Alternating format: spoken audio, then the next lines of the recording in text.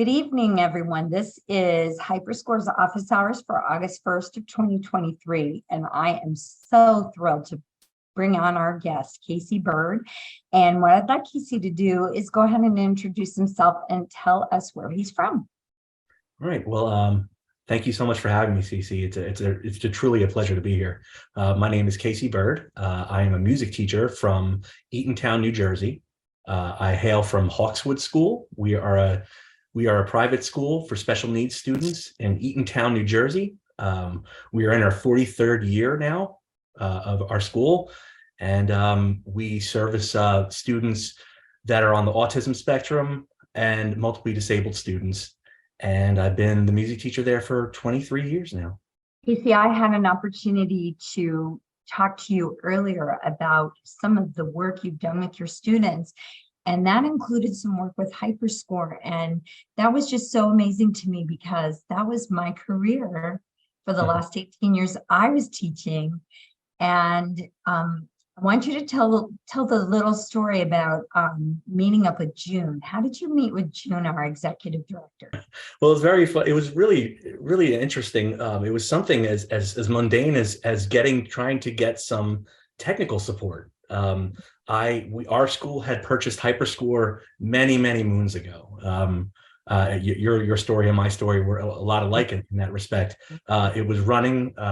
It was, I think, 4.3, and it was running on an old dinosaur of a Dell computer, and the computer had seen its last days, and it was pretty much spent, and I had tried to hook it up to our smart board. It was not having it, so I decided to reach out, and June had gotten back to me, and then she said, we'd love to talk with you, and we got a chance to video chat for a little bit, and we all just kind of hit it off really quick. It was just really so interesting, the care that you both showed just to something as simple as a technical issue was amazing, and then it just really sparked this connection.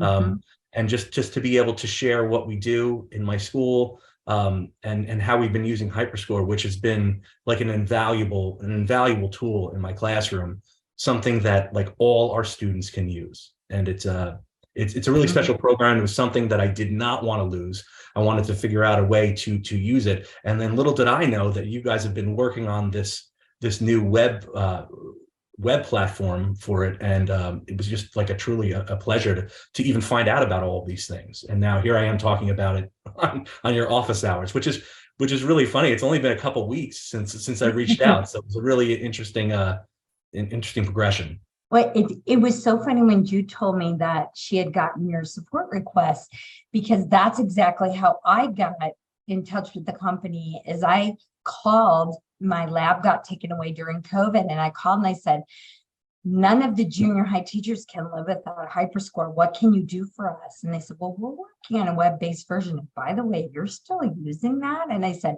I couldn't live without it. You're like me. When you looked at that, do you know how you found out about it? Were you like me? I was at a workshop. I was not at a workshop. I had found out about it through, I believe, it was a long time ago. It was a long time ago.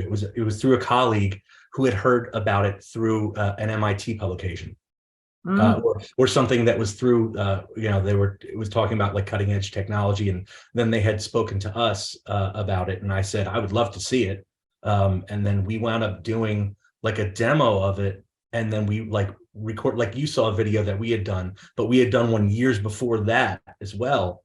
Because we were so enamored with the project, and we started using it then. But yeah, it was so long ago. I honestly don't even remember the person that it was, but they were involved with a technical with some tech company, and then they had passed it on to us, and I was like, I gotta have this. So it was really, and at that point we were only using like one computer in our room. I mean, this was a long time ago. I mean, this is just right after right after the 2000s.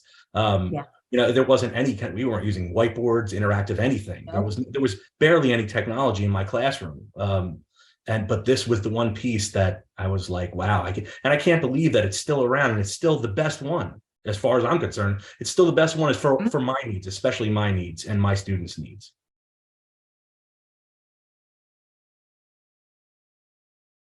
June always says that it removes barriers. Do you like that description?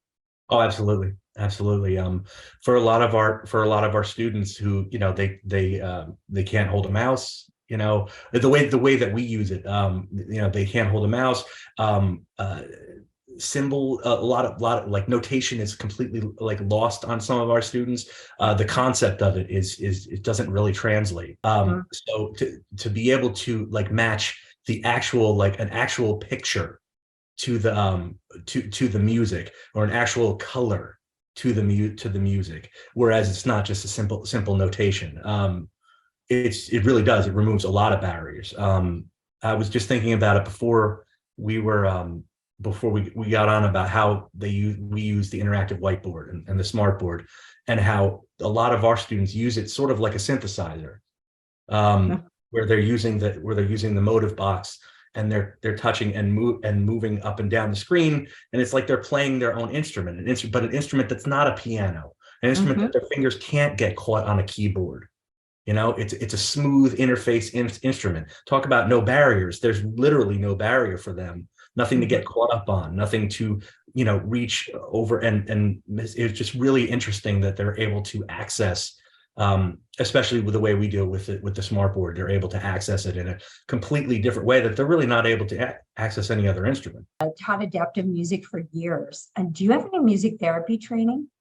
I do not. But what I've come to learn is that that's sort of what I'm doing. It's I am not a exactly music therapist, but a lot of what I do, I suppose, could be considered that. But that is not my degree. It's just a bachelor's in music. But a lot of what I'm doing is, I believe that to be. It's a wonderful idea, is that music is the tool that you use to accomplish another goal. So let's kind of go over a little bit what you have them do. And I noticed that you started with the art room. I thought it was the other way around, but you started with the art room, and then you moved to playing what they had painted, and then they painted it into Hyperscore and played that. Do I have that correct? You want to talk us through that system you have? Sure, we've done it a lot of different ways. What you saw was an art to the digital version, but we've done it both ways. And I brought lots of visual aids for you tonight, so I could show you just the way we actually do this. What we like to do is, when we just create with the program, for example, we start with our colors. We start with all our colors, depending on how many. Sometimes we only have one or two choices for the students, so the students can either use their devices. But a lot of times, I see around 180 kids per week, so to program all their devices is a crazy situation. So what we try and do is have as many visual representations as possible, where they are able to choose color. Then they're able to choose, do we want to create with lines? Oh, wow. Do we want to create with just the dots? We used to have ones that just had the droplet tool, because that's the way that the interface used to be. Then we have all of our instruments. What are we going to use? Are we going to use like a bass guitar sound? We're going to use piano, all these different things. And they can choose in that way. Sometimes I'll hold up different pictures, like a high and low. Like, do you want to create notes high or low on the window? And then we use our switches. So we can place the cursor on the board, and then this switch acts as a click, as a mouse click. So, but this is a remote switch, so we can go anywhere in the room, and as they click, it just mouse clicks on the note. So the students that might not be able to reach the board are able to use the switch. A lot of our students use eye gaze to make their choices. I know you know all of these things. The idea is to let people know that any student of any ability can make music in your classroom. It's something I've been doing. It's something you've been doing. Somebody might say, I never thought of that. Yeah. They might have switches in the special education classroom and not realize, bring those into music class. So keep on telling, Sure. say everything. So the wireless switches hook up with one of these. It plugs into one of these boxes. It's just a USB port that can plug into your computer, and then you move the cursor, to where they want to be. They want to create high notes. Move the cursor up high. Then they can press the switch, and then they'll hear the sound. They get that immediate feedback from the sound. Then you can ask them, do you want to do another one of the same note, or lower or higher? And then we move the cursor and they start the process again. That's one way that the students use it. Another way, for the students that can reach the board, but maybe don't have the dexterity or the gross motor to do it. This is what we use for our whiteboards as a pointer. It's got like a foam tip on it. But for those of you who don't have something as fancy as this, we've attached like an eraser to a dowel, and you can touch the board with that, and that will also work as the same as a finger. For the students that don't have the reach that everyone does have, this one is adapted with an easy hold. This is like a rubber easy hold where you attach it to the student's hand, wrap it around, and that way, if they open their hand, they're not going to drop it, and they can reach out and touch the board however they can. So it's just, the program itself, like you said, like June had said, gets rid of barriers. We need to even adapt further as best we can so that there is virtually no barriers. We're getting rid of the communication barriers with these. We're getting rid of them with some of the movement issues that we might have with these. We're dealing with mouse clicks. We're trying to get rid of as many barriers as possible to give our students the freedom, the greatest freedom that they can have. That's so wonderful. And Hyperscore does the rest. That's the beauty. That's the beauty of it. My favorite feature, I think, is the classical mode, which we love that, which gives the students as much freedom as possible to be as creative artistically as possible. And it all works together. It's really an amazing program in that way. So let me just mention real quickly that in the Harmony Sketch window, there are 3 buttons. They're none, general, and classical. And if you use the none button, it sounds exactly like you wrote it. Wherever you put your pitches, that's what's going to play when you hit the play button. If you use the general button, what it's doing is it's scrubbing out. I always tell my students, it's scrubbing out a little of that dissonance. Actually, in the back, it's tweaking the harmonic modes. And then in classical, it's doing some big time tweaking. And so you've had best practice with using the classical mode then. Yeah, in the way that we're using it, and this is something that I mentioned to you and June in the past, is that I know a lot of people use it as a compositional tool, and it is an amazing compositional tool. And I have students that use it as a compositional tool, but the majority of my students are using it as an experiential tool. This is a way for them to do, experience by doing, and it just really works out very well that way for us.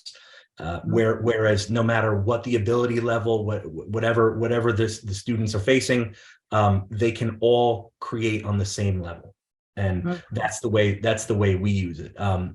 A lot of our students' goals have to do with preference, color preference, and color preference, and what instruments do you like? Their communication devices are everything to them. And we can unlock that interest in using their devices by using this tool, this Hyperscore tool, and that gets them interested in using their devices more, then they're able to communicate more at home, in school.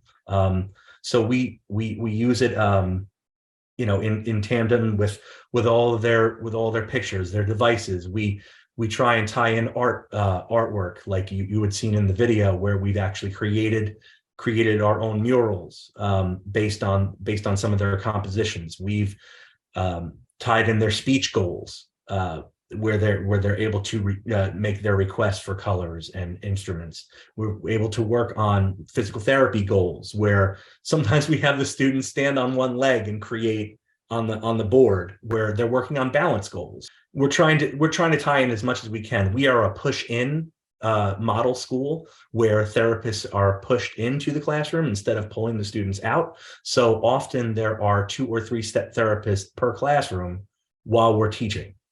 And a lot of them want to come into music and art because they're very excited about the things that myself and our art teacher, Monique Pica, who's been working with me for over 18 years as the art teacher, we've been working together and using this tool as an art and music together tool. There are so many things that I want to impact from what you just said. And, if you looked at music therapy, you could get a certification in it tomorrow because you're using music as the extra musical tool to accomplish so many things, as you mentioned. But I especially love that you're talking about that desire to use that communication device. What better way for them to get what they want in this world if they can't speak? That communication device is their voice. Their eye gaze is their voice. Their ability to choose from yes or no is their voice. And so what you're doing is you're giving them a voice by using these devices. And what a wonderful way to train them to do that. I did notice that you always have the written word there too. So I think that's very interesting. I usually paired my visuals with the written word. Is that something that came from your speech therapist, or is that something you just naturally do, like yellow says yellow? It's everything has followed suit. Everybody, we're an extremely collaborative program. So I have to say, like, coming in to, into my position, I just kind of picked up what was going on around me in school. So whether it came from the speech therapist to the classroom teacher to me, or it's just this, I guess, synergistic situation at school where everyone is pitching in. I'm sure I picked it up from a classroom teacher who picked it up from a speech therapist, who picked it up from a classroom teacher so it's yeah, that's the way I was taught, is to always have the word and the picture and or the color, or you never know how you're going to reach our students. Some of our students are hyperlexic. They'll see the word quicker than anything. They'll read the word quicker than anything. Some students will just see the picture and they'll make that association. So if we can give them as many opportunities as possible to pick up what we're trying to teach them or show them, and that they can make choices with that's even better. I am a visual learner, and I think that's why I loved Hyperscore immediately. And so many of the people that we work with are potentially visual learners. And that makes, that's just another aspect of Hyperscore that's so wonderful, is what they do, they can see. I did notice in your video that you had a student who appeared to be blind. Is that correct? Yes. Okay, so talk to me a little bit about your student. Are they also able to hear, or are they Yes. unable to? Able to hear. Okay. All right. So how do you have that student experience music through Hyperscore and the art project? I'm glad you mentioned that, because that's my next visual aid. Like we planned it. The way that particular student, that we engaged that particular student, was with the art portion. When we were creating our mural, they were listening for a specific sound and painting a line as long as they heard the sound. When the sound stopped, they stopped. So they were able to create in that way. And then that actually carried through to when we were using the smart board. They were able to put their finger down, and when they heard like a drum roll, we were playing like a drum roll, and they would move their finger and then stop. And then when they heard it stop, that was as long as the line was going to be. When we were using it, that was she was a low vision student. And she was able to see some colors up close. So what we had for her were gigantic colors for her, where when some students were playing along with our mural, we were actually playing like physical instruments to our mural, because we were getting ready for the idea of Hyperscore. When the Hyperscore plays sounds when it reads the color. So what we decided to do was play, blue bells when we saw the blue. Well, we played like a yellow boom whacker when we saw the yellow. And someone was very close to her holding up the colors. So she was able to see in that way. You had a student in your room who was playing congas. It's really hard to color code something like a conga. Notice there was something, I believe it was the red instrument. How did you color code something like a conga? Yeah, what we tried to do is, since the top of the drum was like kind of like a neutral color, what we did was like basically shrink down like something like this into a small little circle and attach it to the drum, so that they would know this is the color, this is the instrument to play when you see that particular color. Let's describe for everyone the process that you were doing in the video, and then any alternative methods that you use. So you went from art to playing instruments to making the Hyperscore piece and celebrating. Okay, so can you describe that for us a little bit? All right. The first thing we did was we were in the art room, and we had a giant parchment paper, like butcher paper, spread out over like 3 tables. The students picked their color, grabbed a brush, and they put it on the butcher paper. When they heard the sound, they painted a line, and then when the sound stopped, they stopped and picked up their brush. Other students who decided they wanted to do the drawing dots, they got a teardrop shaped sponge, and they dipped that in the paint, and it was attached to a clothespin. So the students who didn't have the grip, they were able to hold the clothespin if they didn't have the dexterity to hold the actual sponge. It was like a little teardrop sponge. And then they heard a drum sound, and every time they heard the drum sound, they would pat the paper. Boom, boom, boom, boom, boom. And then that process continued until we had all the colors done and everyone got a chance to choose what they wanted. We took that piece of music, or that artwork, and we basically taped it to the wall in the music room, covered up the entire paper that we just created with black paper, and then slowly rolled back the black paper so that you could see the painting revealed, just like in Hyperscore, as the line goes across the screen.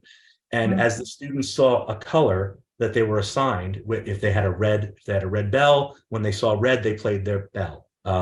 If they had the conga, like you had said, they would play whatever color that drum was. And then we had our own little like symphony based on our artwork. Then we either I've had some classes in the past recreate the painting, where we've recreated their painting digitally, and then they got the chance to choose different instruments they wanted to use. Like if they wanted to use rock and roll instruments or electronic instruments, they would assign it and then play their painting that way. Or they would just create like a free creation of however they wanted to do it. But just so that we could link together the art piece and the music piece. I thought that it was incredible that you took the step to have them play what they saw on the screen, because then that connection to sound, when they're in Hyperscore, they understand that a line can have sound. I've met people who don't understand that graphic interface. They are into standard notation, and they expect a whole note and a quarter note and a 16th note, and they expect it to be on the treble or bass clef. But your students really understood the fact that a line is going to continue, which was exactly the idea when this was created in the MIT Media Lab. Do you think that assisted them then when they were using Hyperscore? Did they understand that if I drag, I'm going to get sound that entire time I drag? I think that because we introduced it in like you have to draw as long as you hear the sound. I don't even think we were planning on them making that connection. It just happened to be the way it organically was created, that we created the lesson. But talking about it now, I'm sure that they were able to really, grab onto that idea. Yeah, and it really didn't expect it. But I mean, what better way to illustrate a melody line than having a line be the melody. For me, it makes sense the way that the interface is. It's we talk about harmony lines and melody lines, and it's literally a line in Hyperscore, which is a beautiful thing. I thought it was really interesting that your students were so trained artistically that when they were drawing their brush across and the paint started to disappear, I saw two different students flip their brush around and keep going. Because you used to have the drum roll still going and they were like, oh, I'm not done yet and I'm out of paint, and they turned it over. But what even that's artistically cool, but also musically cool, was the fact that they kept going. Even if they didn't have paint, they kept drawing until you stopped, because they totally understood the direction you were giving. And that's something that our students work on a lot, is this listening and sequencing. Like when do we start? When do we stop? When do we start? Starting and stopping is a huge thing, especially for a lot of students with impulse control. Have difficulty with impulse control. For some of the students that want to stop when they want to stop, for them to be able to keep going and for them to see the paint run out on the brush, that's hard for some of our students. For some of the paint to run out on the brush and keep going, that's tough. It takes a lot of control, like impulse control, to them to want to stop, dip the brush back in and keep going. It's just really, we're working on we're trying to address a lot of different skills all in one. And you just wouldn't even think that we are working on all of these things, but they just happen organically, which is kind of cool. Mm-hmm. Did you ever do it the other way around? Did you make the music and then make the art? The very first time we used Hyperscore, and I had said that we had recorded something years and years ago, we created, because that was when we had like one computer, and we created a piece of work on the computer. And then we wound up painting it afterwards. So yes, we did that one time, but then we realized that doing it the other way around was probably the best way for us to do it. And then I think we got those connections that you were talking about of like matching how long the sound lasts to how long the line is. So we found that like you doing the art first and then the digital next was probably the best way to do it. But we did do it one time like that, where they created on the computer and then we turned it into a painting. You were so kind to share with June and I a picture of the art, and it was stunning. It was Hyperscore done in paint on a wall. I love it. One of the things I encountered once I bought Hyperscore, I just used it. When we went to Windows 8, it didn't work anymore. And so I called the support hotline and I said, how do I make this work? And they helped us figure out a patch with the technology. Was there a way that you kept that going? And did you know that anything was happening outside your classroom with Hyperscore? No, I didn't. I mean, we had, like I said, we were running it on one computer, on one old tower. I kept the tower for one reason and one reason only. And that was to break it out every time we did our Hyperscore lesson, because the lesson lasted about a month long. Mm-hmm. Because from artwork to performance to creation on the computer, it was like a month long lesson. Like you wouldn't want to take a month of lessons away from yourself. Like that's crazy. Yes. And it's something that the students look forward to all the time. So I literally kept this old dinosaur of a computer, dusty old computer around, and hooked it up to the smart board and crossed my fingers every year and hope that it worked. So that makes me think, Casey, do you think there's other people like us out there in the world that found this tool and said, this is a thing of glory, and they've been using it in isolation for however long it lasted in their classroom? Do you think there's more of us out there? There's got to be. I don't know. The program itself there really isn't anything. There's nothing out there like it. You said you had tried something else and it didn't really work out for you.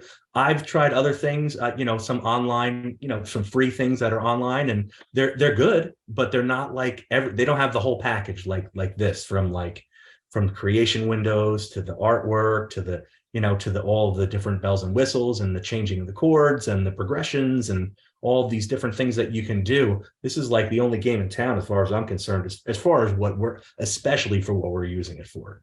Mm-hmm. I think the sketch window is what makes the program so unique, and the ability to draw their own rhythms and melodies. The program we used had thousands of loops, and the kids loved it because they sounded like, their favorite rapper, their favorite hip hop star, their favorite country star, but they didn't make the loops. And so in my head, they were producers. They weren't composing music, they were producing and arranging pre-made loops. And there's a use for that in the classroom. That's wonderful. But to be able to make the music your very own self and then put that in together in a way that it can be played, that was the most important part to me. Would you agree with that? Absolutely. And I think most of the programs that are out there, editing software programs that are out there, are made in that fashion, with loop oriented like an interface with loops. And that's great. But like, it's not truly their own. They can edit and all those things, but not they can't create like everything, every single piece. I totally agree with that. Not the way it is with Hyperscore. When we went to Windows 8 and we had to do the patch, my librarian says, I've looked up a bunch of programs for you. We're going to buy you something else. I don't want to patch this anymore. And I had her come downstairs and I showed her what Hyperscore did. And she goes, we've got to figure this out. So let me call the support and we'll do that. But okay, so now we're web-based. So what are your thoughts as you go into this school year? You're going to have as a gift from Hyperscore, because we are so happy that you contacted and has told us what amazing things you were doing with Hyperscore. What do you see is going to be different now that it's web-based? You have all these instruments. Have you even seen the instrument sets yet? Yes, I have. Did it blow your mind? Yeah, it's amazing. The accessibility as far as the instrument sets and how quick it is with the wheel, with the instrument wheel now is an amazing thing. I've gotten a chance to really play with the program. I love the theme. The themes like blew my mind. I love the theme. The kids are going to love that. They're going to, because they're so used to seeing it the way it looked, and then to change the whole thing, they're going to love it. Especially our kids that are like really into like comics and things like that. Like, it's really just cool looking. It's to be able to have this on my laptop is a game changer, because sometimes I go classroom to classroom. I just got a brand new music room. I'm very, very fortunate. I built a brand new music room, but I've been on the road, so to speak, for the last 2 years while they were building it. I've been on a cart, and I haven't been able to bring Hyperscore to everybody. But now I can, if I need to. If I ever have to, move around again, I'm able to do it. I'll have it on my laptop. Like, I'm a Mac user. So to have this available on Mac is a gigantic thing for me.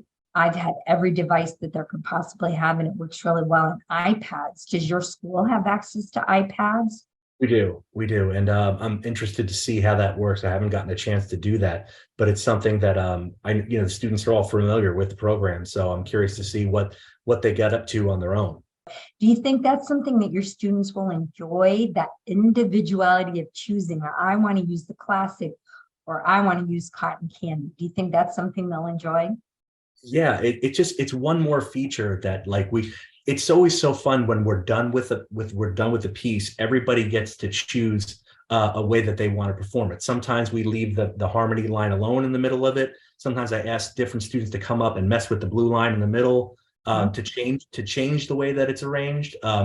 Sometimes, we ask them to change the tempo. Do you want to hear it fast? Do you want to hear it slow? The whole class created. But now I can ask them, how do you want to look at it? It's just one more option that we can give our students, which is really, really cool. I saw obviously from the video that you listen to it as a whole class. Have you ever had parents come in and listen to the student's piece? Have you ever had any kind of public thing, or you bring in staff? Hey, call up the principal and say, come on down and listen to this. What do you consider a performance to be?